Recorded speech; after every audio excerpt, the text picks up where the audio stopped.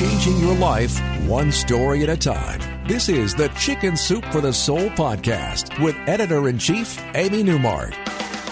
Hey, it's Amy Newmark with your daily dose of Chicken Soup for the Soul inspiration to make you simply happy. It's Wow Wednesday, and today I'm going to share two stories that are really hard to explain. They're from our new book, Chicken Soup for the Soul, Angels and Miracles.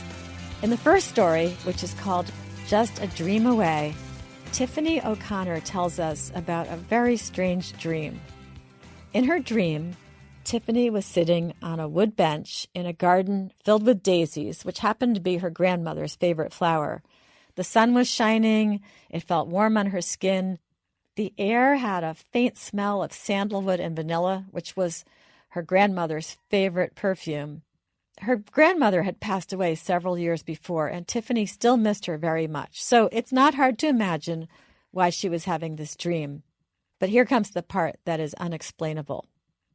All of a sudden, in the dream, Tiffany heard her grandmother's voice, and this pleasant visit with her grandmother dream turned into one that was not so pleasant because her grandmother was saying something louder and louder, and with more and more urgency. She was saying, "Wake up, you need to put him in his crib."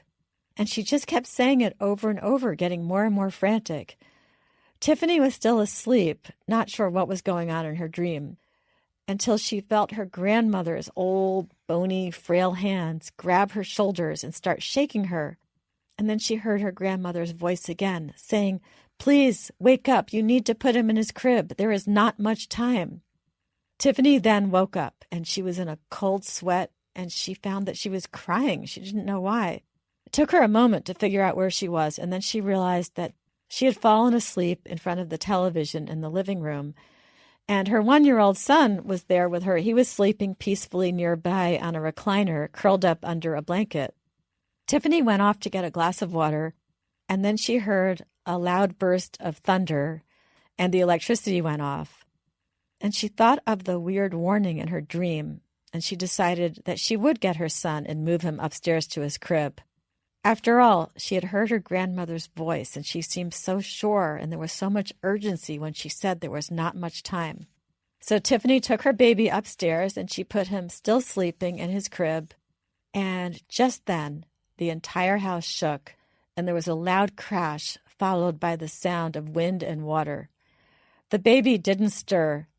Tiffany ran out into the hallway, and she discovered a huge hole in the side of her house downstairs, and a large, heavy tree was lying right on top of the recliner where her son had been just a minute before. So that was quite a save from a dream. Now, Tracy Fallenwolf has a story in the same book, and it's on a similar theme. Her story is called The Third Sunday in August, and it takes place at a family reunion. For decades, Tracy's family held a reunion in a park near her grandparents' house on the third Sunday in August, and this year was no different.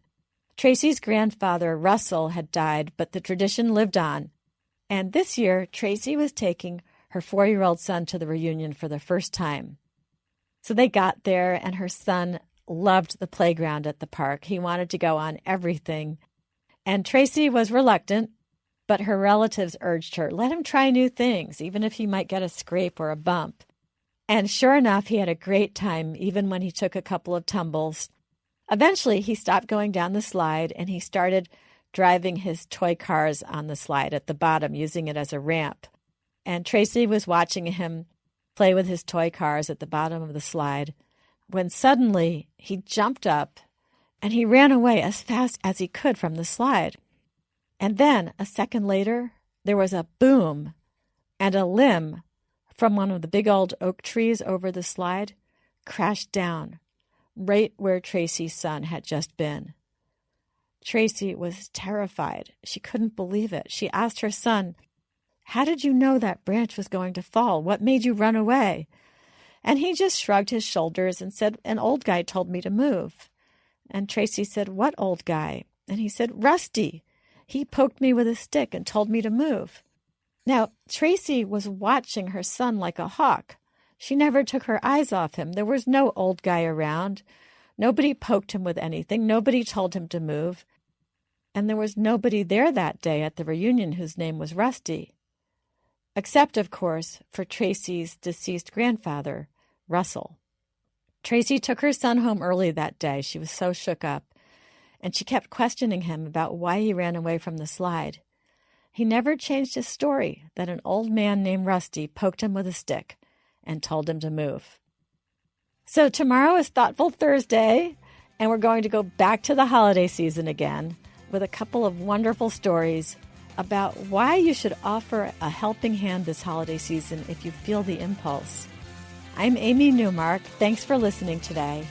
If you'd like to learn more about this new book, Chicken Soup for the Soul, Angels and Miracles, please go to our website, chickensoup.com.